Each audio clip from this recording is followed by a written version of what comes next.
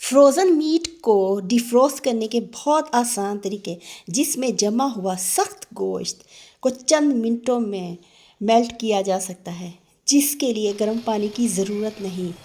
सिर्फ चंद टिप्स और ट्रिक्स के ज़रिए गोश्त को बआसानी डिफ्रोस्ट किया जा सकता है।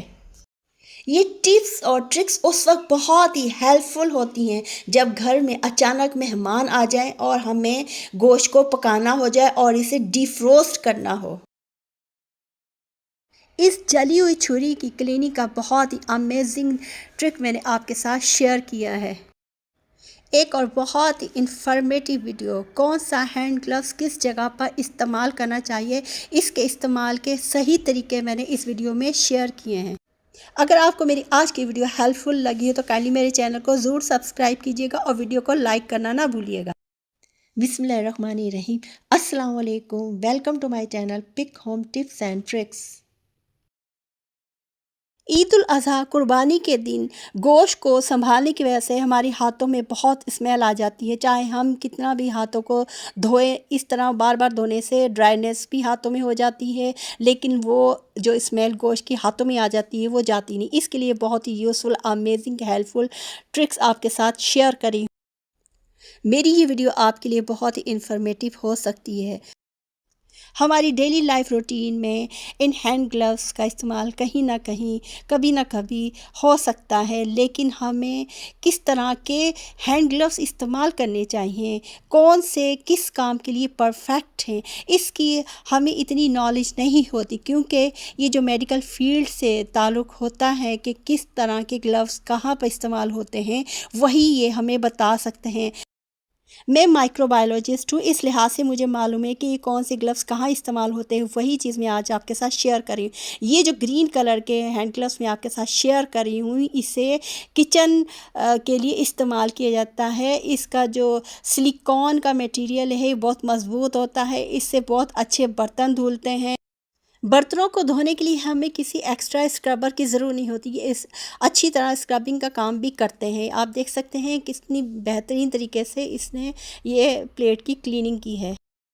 ये हमारे किचन में बहुत ही हेल्पफुल ग्लव्स होते हैं और हर तरह के बर्तनों की क्लीनिंग बहुत अच्छी तरह से इससे हो सकती है। अब ये दूसरी किस्म के जो ग्लव्स हैं मैं आपके साथ शेयर कर रही हूँ, ये आम ग्लव्स नहीं है। इसे मेडिकल, हॉस्पिटल या क्लिनिक्स का अमला ये क्लिनिकल कामों के लिए इस्तेमाल करता है, क्योंकि इसके अंदर पाउडर भी है जो सेफ्टी के लिए होता है। लेकिन अगर ये आम लोग यूज़ करें जिन्हें हैंड एलर्जी होती है, तो वो उनकी हैंड एलर्जी को मज़ीद बढ़ा सकती है। इसलिए इसे किचन में इस्तेमाल नहीं करना चाहिए या किसी भी घर के कामकाज के लिए इस्तेमाल नहीं करना चाहिए। अगर ये मेडिकेटेड हैंड ग्लव्स पहनकर फूड हैंडलिंग की जाए या फूड की कोई वीडियो बनाई जाए तो उस वीडियो पर बहुत बुरे असरात पड़ते हैं। इसलिए इन हैंड ग्लव्स को किचन में या आम जिंदगी में इस्तेमाल ना करें।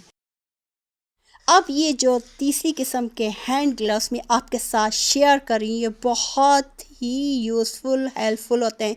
इनको विनाइल हैंड ग्लव्स कहा जाता है और ये हमारी ज़िंदगी में, हमारे किचन में बहुत ही मददगार साबित हो सकते हैं। मैं आपको इसका तरीका बताती हूँ कि कैसे इनको इस्तेमाल करना है। ये बहुत आसानी से पहने और उतारे जाते हैं, क्योंकि इसका मटेरियल जो है सिलिकॉन के बने होते हैं और इनको उतारना और पहनना बहुत आसान होता है। इसके अंदर कोई पाउडर, कोई केमिकल नहीं होता, इसे हर कोई पहन सकता है। ख़ास तौर पर ये उन अफराद के लिए बहुत ही यूज़फुल हैं जिनको हैंड एलर्जी, एक्जिमा का कोई प्रॉब्लम होता है और वो किचन में आटा गूंदना, लहसुन, अदरक, प्याज छीलना और दीगर काम काज में इन्हें बहुत मुश्किल होती है। लेकिन ये हैंड ग्लव्स पहनकर बहुत आसानी के साथ आप हर तरह के काम कर सकते हैं। प्याज काटना, लहसुन, अदरक काटना, सब्जियां, हर चीज़ आप कर सकते हैं। बर्तन भी इसे धुल सकते हैं। लेकिन अगर ये ऊपर से थोड़े से फट जाएं तो उनको फेंक देना चाहिए।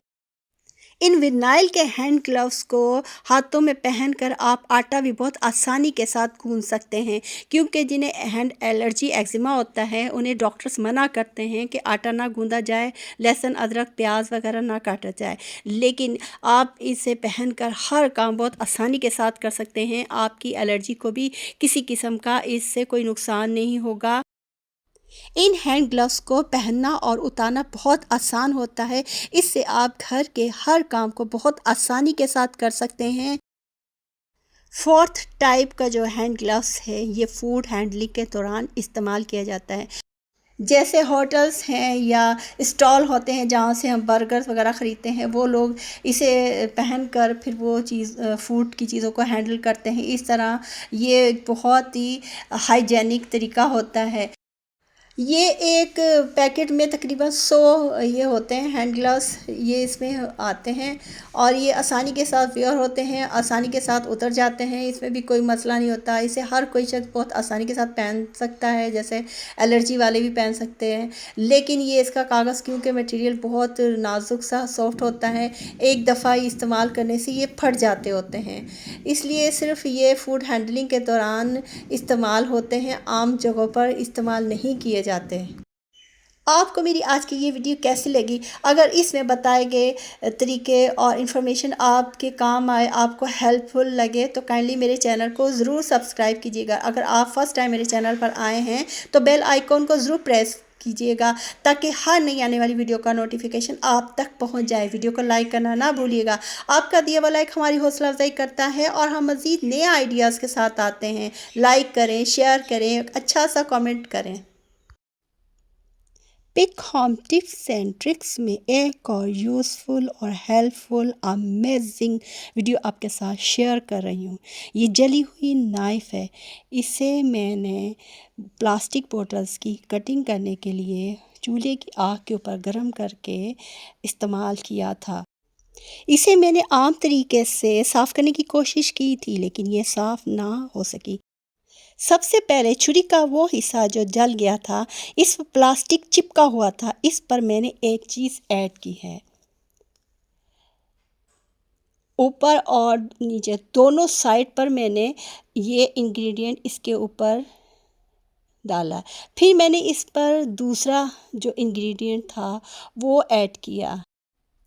इन चीज़ों के मुतालिक मैं वीडियो में ही आपको बताऊंगी कि मैंने कौन सी चीज़ें इसमें डाली हैं इसकी क्लीनिंग के लिए। अब जो मैंने तीसरी चीज़ थी वो इसके ऊपर जैसे ही मैंने डाला, वो केमिकल रिएक्शन उसमें हुआ और उसने वर्क किया। इसका रिज़ल्ट 100% आएगा। इसे मैंने अच्छी तरह से इस जली हुई छुरी के ऊपर सारी जगह उसको फैला दिया था ताकि कोई हिस्सा रह ना जाए। अब कुछ देर के लिए मैंने इसे टाइम दिया। कुछ देर के बाद इसे मैंने डिश वॉशिंग जो ब्रश होता है उसकी मदद से इसे साफ़ किया, लेकिन इस पर जो निशानात थे वो इतने हार्ड थे, इतने सख्त जमे हुए थे। प्लास्टिक की बोतल की कटिंग के प्लास्टिक जम गया था, वो नहीं उतरा। फिर मैंने जो बर्तन धोने का स्टील स्क्रबर होता है, इससे तो अच्छी तरह देगचियाँ साफ़ हो जाती हैं, जहाँ से जली हुई देगची होती है वो भी साफ़ हो जाती है, लेकिन ये इतना हार्ड था, यकीन करें इससे भी नहीं उतरा। इससे अंदाज़ा कर सकते हैं कि ये जो छुरी के ऊपर प्लास्टिक जल गया था, चिपक गया था, ये आम तरीके से कभी भी साफ़ नहीं हो सकता। इस स्टील स्क्रबर को मैंने इस छुरी के दाग को साफ़ करने के लिए बहुत रगड़ा, लेकिन ये फिर भी साफ़ नहीं हुआ। इसके बाद मैंने क्या किया, एक मैंने ऐसी चीज़ ली जिसकी मदद से ये फटाफट साफ़ होना शुरू हो गया। वो क्या था, सैंड ये पेपर होता है ना, जिसे हम रेगमाल भी कहते हैं, सैंड पेपर। उसकी मदद से फिर मैंने इसे साफ़ किया और थोड़ी थोड़ी सी वो चीज़ें भी इस पर ऐड करती रही जो मैंने शुरू में इसमें कर रही थी। इससे ये बड़ा ज़बरदस्त क्लीन होता गया। आखिरकार फाइनली आप रिज़ल्ट इसका देखेंगे तो अमेजिंग रिज़ल्ट आया। वाह, ये तो कमाल हो गया। इसने सारे जले हुए जो निशानात थे उतार दिए और मज़े की बात है कि इस पर स्क्रैचेस भी नहीं पड़े थे, वरना हम समझते हैं कि इस तरह रगड़ने से स्क्रैचेस पड़ जाते हैं, नहीं। फिर मैंने क्या किया, एक बर्तन में मैंने गर्म पानी लिया था और इसको मैंने अच्छी तरह से साफ़ किया। ये देखिए किस कदर ज़बरदस्त शाइन कर रही है, कोई निशान नहीं, कुछ नहीं, लग ही नहीं रहा कि ये वही जली हुई छुरी है। अगर आपको ये ट्रिक यूज़फुल लगे तो काइंडली चैनल को ज़रूर सब्सक्राइब और लाइक कीजिएगा। इस जली हुई छुरी को साफ़ करने के लिए मैंने जिन चीज़ों का इस्तेमाल किया है, उनमें एक चीज़ जो मैंने इसमें इस्तेमाल की वो है सॉल्ट।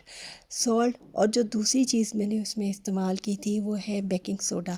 बेकिंग सोडा और सॉल्ट में बहुत क्लीनिक प्रॉपर्टीज़ होती हैं, इसके मुतालिक आप सब जानते हैं। तीसरी चीज़ जो मैंने इस्तेमाल की है वो है वाइट विनेगर। वाइट विनेगर में बहुत क्लीनिक प्रॉपर्टीज़ होती हैं और वो अच्छी तरह डीप क्लीनिंग करता है। फोर्थ जो मैंने चीज़ इस्तेमाल की है इसमें वो है काला तेल।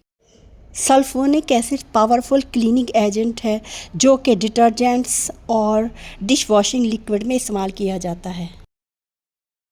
Pick home tips and tricks में मैं आज आपके साथ गोश्त को जल्दी से पिघलाने के चंद ऐसे तरीके शेयर करूंगी जो कि बहुत ही हेल्पफुल साबित हो सकते हैं, ख़ास तौर पर जब हमें गोश्त को क्विक पकाना हो। उस वक्त यही किया जाता है कि फ्रीज़ किए हुए गोश्त को निकाल कर जल्दी से डिफ्रोस्ट करने के लिए उसे पानी में डाल दिया जाता है, लेकिन ये तरीका ठीक नहीं है। गोश्त को तेज़ी के साथ और जल्दी से डिफ्रोस्ट ऐसे किया जाए कि उसकी एक एक बोटी अलग हो जाए और उसके अंदर पानी भी ना जाए। गोश्त को जल्दी से पकाने के लिए जब उसे फ्रीज़र से निकाला जाता है तो बहुत इतना सख्त होता है, डला सा बना होता है। उसके लिए सबसे बेस्ट यही समझा जाता है कि गर्म पानी करें और उसमें गोश्त को डाल दिया जाए ताकि वो जल्दी से पिघल जाए। अक्सर ऐसा किया भी जाता है कि हमें, क्योंकि जल्दी होती है, जल्दी पकाना होता है, लेकिन आपको अंदाज़ा नहीं कि इस तरह करने से गोश्त को तेज़ गर्म पानी में डालने से उसके जो गोश्त के अंदर अज्जा होते हैं, ख़ास तौर पर फैट होती है, वो मेल्ट हो जाती है, वो निकल जाती है और गोश्त के काफ़ी दूसरे भी अज़्ज़ा होती है जिससे जायका होता है, वो भी निकल जाते हैं। ये तरीका टोटली रॉन्ग है। इस तरीके से कभी भी गोश्त को डिफ्रोस्ट नहीं करना चाहिए। मैं आज आपके साथ जो तरीका शेयर करूँगी उसमें पानी उसके अंदर नहीं जाएगा। फिर इसको जल्दी से पिघलाने के लिए क्या तरीका किया जाए, इसके लिए मैं आपको बताती हूँ कि गोश्त को फ्रीज़र में से निकालना है। निकाल कर उससे जो शॉपिंग बैग होते हैं, पॉलीथीन बैग्स होते हैं जिसमें गोश्त को रखा जाता है, जब हम परचेज़ करते हैं तो गोश्त वाले इसी में देते हैं, तो इसमें डाल दें। 2 लिफाफों में डालें तो ज़्यादा बेहतर है। अगर एक लिफाफा लीक भी कर रहा हो और उसके अंदर पानी भी चला जाए तो हमारा मकसद हल नहीं होगा, क्योंकि हमने इस गोश्त के अंदर पानी नहीं जाने देना है। इसके लिए मैंने कोई भी डीप बर्तन लें, उसके अंदर मैंने सॉल्ट ऐड किया है। सॉल्ट भी इस मकसद के लिए, गोश्त को डिफ्रोस्ट करने के लिए बहुत हेल्पफुल साबित होता है।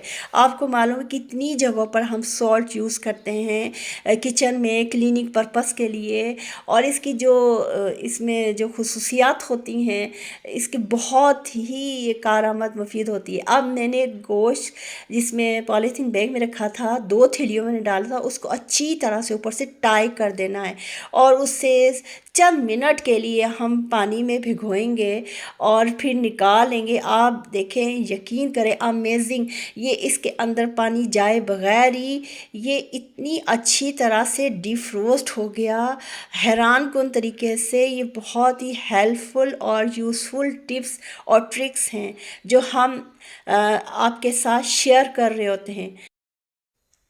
अब इस गोश्त को पॉलीथीन बैग से निकालना है और इसे प्लेट में मैंने जैसे ही निकाला तो उसकी एक एक बोटी अलग हुई हुई थी और ये गोश्त चंद मिनटों में ही डिफ्रोस्ट हो गया था। बहुत ही हेल्पफुल और यूज़फुल टिप्स और ट्रिक्स हैं जो कि हमारे किचन में रोज़मर्रा ज़िंदगी में बहुत काम आ सकती हैं।